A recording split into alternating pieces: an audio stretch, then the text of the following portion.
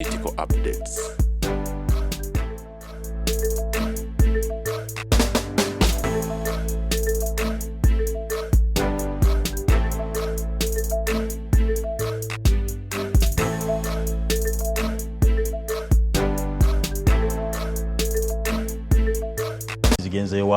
Who is behind these bombs? There is no organization, terrorist organization in Uganda.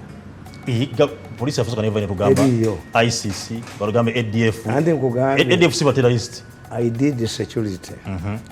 Certain things I think is myself. But I went when I was young. I went to an institute where I trained in propaganda and security issues. As a young man, I had a lot of opportunities. I'm a lucky man. When I get to Okusoma, while institution is a big German. Okay. The International School of Journalism in Berlin East and Berlin West. Yeah. Aba East bawulira. Nti aba West bampadde n'aba East bampadde. Nabo ne bakuwa. Yonna nasomerayo. Okay. Ffe bwe twasubiirawo mu kinaana, abamawulire we had so many opportunities. That's why I'm involved in many things. Yes. Kakati nkugamba, we study terrorism. Mu Uganda temuli mu terrorist organization. Why? Why? First of all, as I told you, tife mu Africa tetukolera ggulu. Mu Africa tetukolera genda mu ggulu. Tukolera kye tunaalyamu. This is why. One of the reasons as a researcher why Museveni chose Luwero, that you fight for something you see.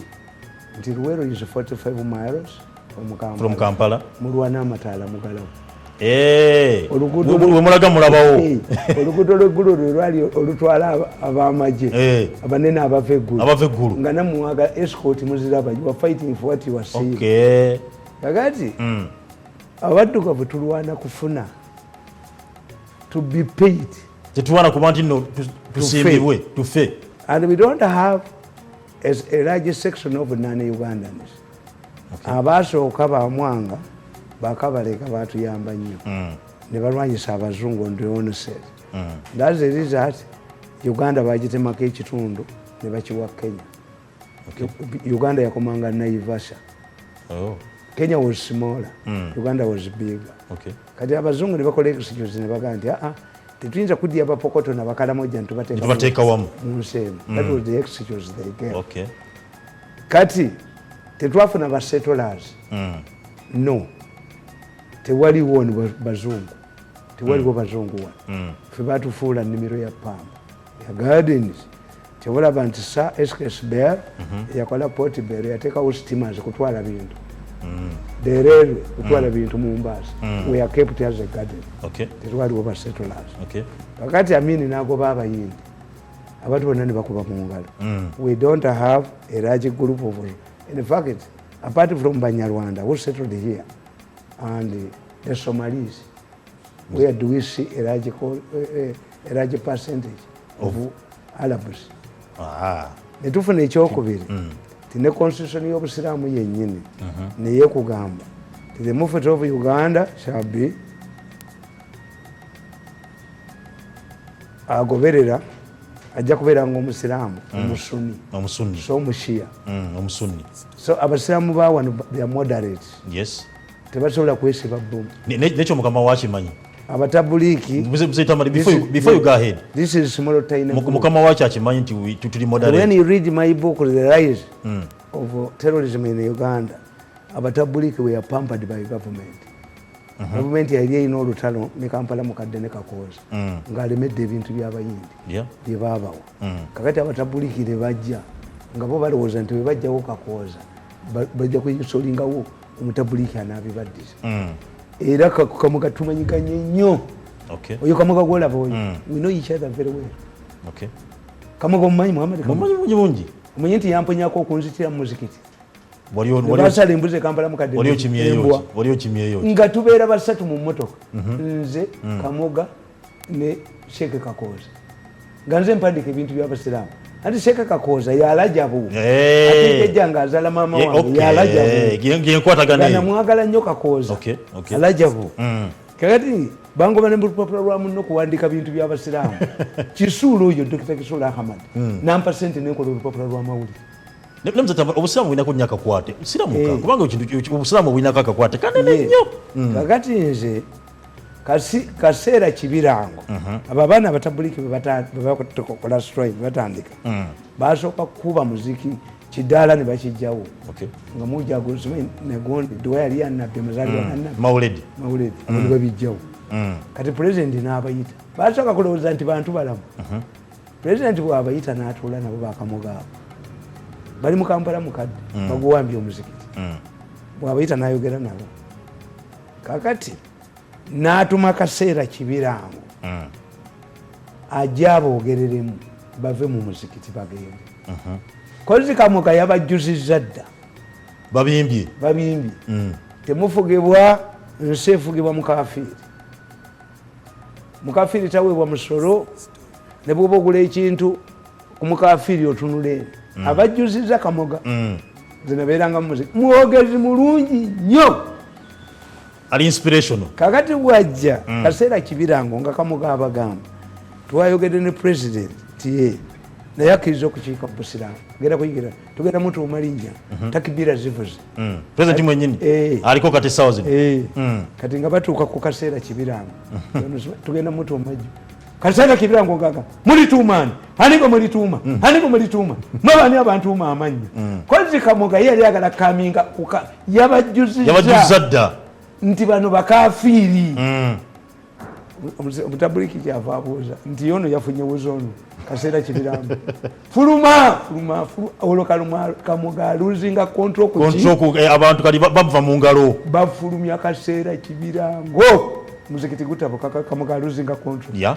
kakati lali nfuluma normally I put on my rosary sajja kyava akwata laba bimatiye ebiri wano yali ankuba empi Kamoga nejja namugamba nti oyo bakuyita linnya ekyo kimatiya naye kitukolera Katonda agenda okunyamba the following day I was traveling to Germany for studies bagenda okusala abasirikale era Museveni yaba kazini yajja tumanze okutta abaana n'abagamba ne balimirawo nabagamba kazini babajjamu ekiro saawa abatabulika 10 naye ng'embooka eyogera byekwasa ati tukulu down the police era oluvannyuma obwa inspector general police babumugjamu ate nga byekwasa era yali avudde mu leero previously leerwe fire okujjako Maswere yekka Maswere yewafa yali atuuseko kubwa deputy inspector general police ku mulembe gwa Amini emmotoka yakwata omuliro awo enakivubo awinkisaabwe kwennyini ku kisaawe waliwo petrol station Maswere n'ayavula era omuliro gwamwokya yenna Amini kwe kumukuza yaliwa fire leerwe traffic temuvaamu inspector general police lwaki abeera wa special branch oba wa side naye kati abagezi bonna bali mu traffic ekituufu abagezi bonna bali mu VIP waliwo omwana yasinga emasinde akuuma igig kubanga atambula naye the brain in the police is allocated to traffic for money is a bodyguard to someone kakati obulaba emisango bagivuluga the brain would be in a special branch omukulembeze wa special branch yasisinkananga president Obote Amini every day namu report like a side director ono mwina wa ISO director ya meeting president buli byonna but it has an impact on the police the performance of the police and nobody can tell them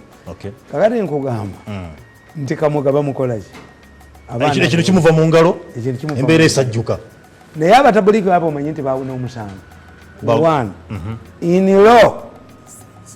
law a mob cannot kill a person batwale batabuliki 10,000 naye nga buli nnaku za mwezi 14 buli mutabuliki bamujjako emitwalo egi 5 baagula abalamuzi abapoliisi yavaamu n'amaaso simanyi nti balina nekyebamuwaayo kaakati ne bajja bafuna ekizibu tiwaaliwo omusajja so omukyalo oyo aluddewo nnyo baawe yali chief magistrate ng'omusango yaguwozesa kakati ne bamukulyetingira trouble mu marriage ye omusajja ne bamukuba ne kuba chief magistrate olwo mafialism ekola ki eyingiramu attorney general was Abu Mayanja Kachama, a staunch Muslim. Chigongo was presiding over parliament. Bonna basiramu. Abana bonna babati. Okay. Once a criminal finds his way out, you are encouraging him to do more damage. More damages. If today there is a riot in Kampala, people in the villages, Baba Jemunti nedda, so you will see the French Revolution, people were coming from villages to the city. Yeah. Buganda riots was organized the same. If I had not saved these people, Namboze never knew. Batulanga ku TV ku radio. Mbwe tugenda kwerekera kabaka era Museveni bali bamuzanyi. Batula naye negondi Katikkiro nakkiriza Walusimbi tibagenda ne kirunda kive Jinja boogere n'abakulembeze b'e Bunyala. Kozza mulimba. Okay. Baddanga ku radio banambuzi. Mwe abava Masaka muyimirire empiji. Mwabava Mukono Igondi muyimirire Wantoni 40 miles. 40 miles. 40 miles. Ne baleta ebizindaalo. Nabuuzako mukwano gwange mu intelligence mu State House. Ne mugana naye ebizindaalo ebyo byani. Bibulo disinga lediemu. Ebira mu byalo eyo. Byonna. Biina bwe birinkinga ku CBS. Zaitamalirikana. I'm telling you. Ibyo dibe mu byalo bibera ko ani yabiteekayo. Era nabyo bwe bajja babyamu sente. These are village radios. Village radios. Yes. Owned and you see a fool, an idiot, spending a whole day shouting at the people, inciting them. Bali babagambi timumuleke kabaka agende Bunyala. Nenga kabaka ekyali kimutire Bunyala okimanyi. Besi ye yabalimba nti amafuta gali Bunyala. Ne Nakasongola. Ngata amafuta gali Buvuma ne kulekebwa bagamazo gabba. Ani ali Buvuma. Mundu ninga basi Muganda. Limese amafuta era Katonda yatuyamba. Amafuta ni gabeere Bunyolo singa ensi teyebaka. Olukiiko luyitiddwa okuteesa ku singa ono singa makubu yatala. Let's come back to the bombs. Tukomeo ku kya bomb. This is the background of these people. They later developed into Gundi, Energy Mogera. ADF. ADF was a proxy war by Sudan. The Sudanese are strategists. But the Americans want to divide Sudan. If one Sudan, and Sudan means black. If one Sudan, if one region goes, others will go. They have made sure that Southern Sudan has no peace to make it impossible for Darfur. Singa Southern Sudan neterera. Darfur nayonge esaba. Darfur enemala. Ngane boro na yesa. Asaba. Why are they fighting in Darfur? There is a large lake that was covered by sand. There is water there. They are fighting over water. Kuba Gaddafi yakwata billioni za dollars 3 najama amazi mu Oasis South Sudan company. When you go to Libya, no gena mukatale kayo. You can exactly green revolution. You can think that you know wino. Okay. Gaddafi nenga bali mu ddungu. Ekitegeeza the Janjaweeds are fighting over water. Water mu kitundu ekiri mu Darfur. A lake that is half the size of Lake Victoria was covered by sand. Kati bonoba Southern Sudan okuba nti yetwala. Sudan yakozesanga antanovs nezikanyuka bomu mu Western Gundi. President n'abaga nti zikanga balima muwogo. Sudan nekozesa proxy at one time. Gundi yamwe gye mwogera. Captured in Pondo for 4 days. Until Museveni picked an AK-47 and confronted them. Museveni himself yagenda Empondo. Nagenda ku front line. Because they wanted to overrun Kasese, bakwateke esaawe babaweereza ennyonyi. Eyo byokulwanya. Ne ADF etaggwayo. Ngane leader waayo mu mulina. Mugamba leader waayo Jamili Mukulu ali munda. Yo ADF etaggwayo yabaaki. How? Eri yakubibwa neggwawo. Because ne Jamili Mukulu ali munda mu komera. Kana akabinja. Siyambanga kuba minister wali. Ate nankabiro nampaabira munadde mu bakose. Akola obutambitambi. Singo ye Jamili Mukulu mwamweni kakalamu. Bali bagenda kukwata ba minister mukaaga. Nga Museveni bamuweereza mutu. Olwokuba nti Jamili Mukulu atiddwa. I served 6 ministers. nankabira bwe namugana akola obutambi nkubbeko sente gwolina mmeka Lumumba ye yakkiriza talina nimugagwe gatwalire mukama wawe omugambi bagambye kasa mukwata ku Jamil Mukulu nze mbamba buli I infiltrated these groups. Okay. That's why I'm alive. Is ADF behind the bomb? Okuba bombs in Istanbul. Kamba buli to the contrary. You have a common belief that Chichwamba was burnt down by ADF. It was not. These elements were encouraged by a senior officer in the army who is dead. Zeta Malirika.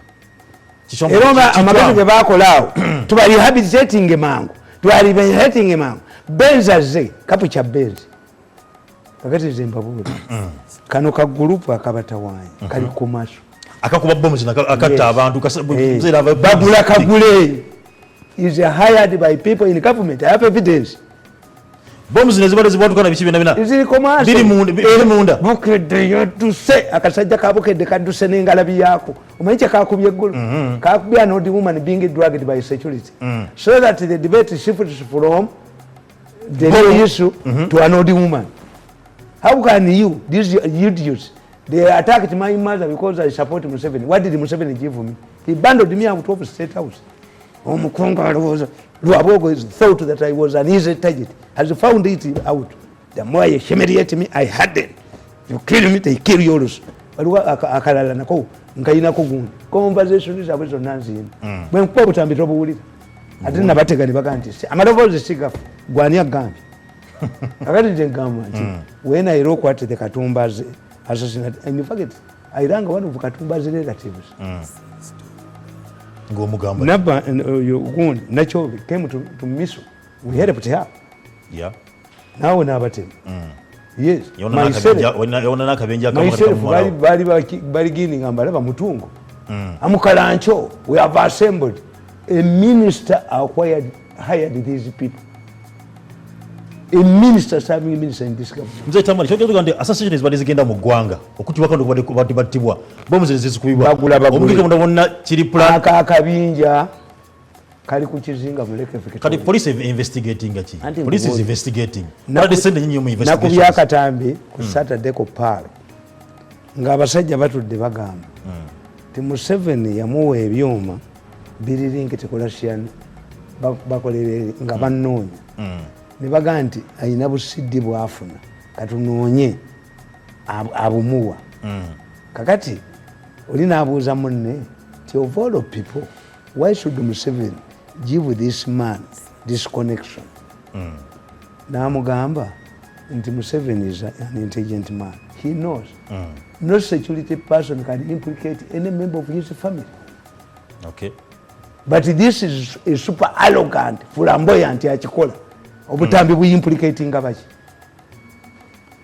Can you see even president can identify the voices is abogera azimanyi. This group is a commercial group that is hired. It has played an active role in the succession battle. President yakimanyiko bulungi nnyo oba takimanyi kubanga biza Mzee Tamale nti akatambi kali kakugamba nti Museveni yandikinga ku satellite ku Russian satellite ki I send him CDs ne ba suspecting anti Nachobe gwenzi mwana era yamu nanyini buyinza yamugobayo mukuba butambi nanyini buyinza ekiziko kati kyogerereko bade bagala kunzita ku weekend kiro ni nokita oba mu nenyo kuba mu ne famu za mu paso no boteri babu kalenzi gwe ejogo likugwere ddala mutu President badayogerako egiri eggwanga yabulina kwa statement eraga nti nno nalikinga ebintu bino bitambula mu ggwanga ku ddiini ey'obusiraamu ngalaga nti abalumbye kibanga abagenze kumamboga balabanga poko is haramu bagamba haramu era poko haramu kiba kideri busiraamu Museveni omwana Kenya kubini ubayida ngalabagamba ereso n'ekideri busiraamu is an old man. Museveni ne bwe yali mu nseko he could not attack civilians. This is why I dismiss the APC argument that a victor kills more people. When he went to Lw'okutega at that time, the evidence was clear. Civilians were running towards the rebels. How can people go towards? They were running away from government soldiers.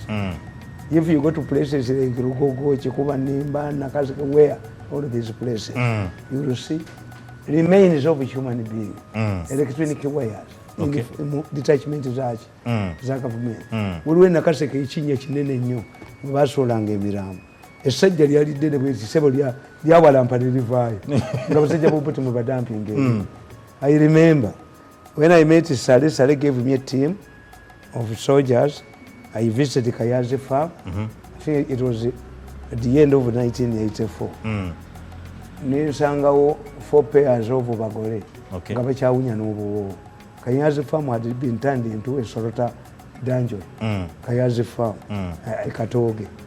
So I know what the president Museveni and all of people in Uganda cannot understand. The mafias in Uganda do things that are beyond your imagination.